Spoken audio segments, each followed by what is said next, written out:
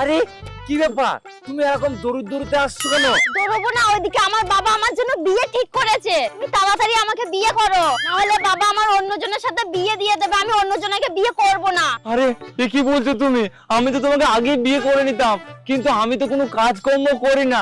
তোমাকে বিয়ে করে আমাদের সংসার চালাবো কি করে, এটাই তো আমি ভেবে পাচ্ছি না। আরে ও ঠিক চলে যাবে, তোমাকে টেনশন নিতে হবে না। তুমি একটা আইডিয়া লাগাও না। অন্য সময় তো তোমার মাথায় খুব আইডিয়া আসে, আর এই বিপদের সময় তোমার মাথায় কোনো আইডিয়া আসছে না।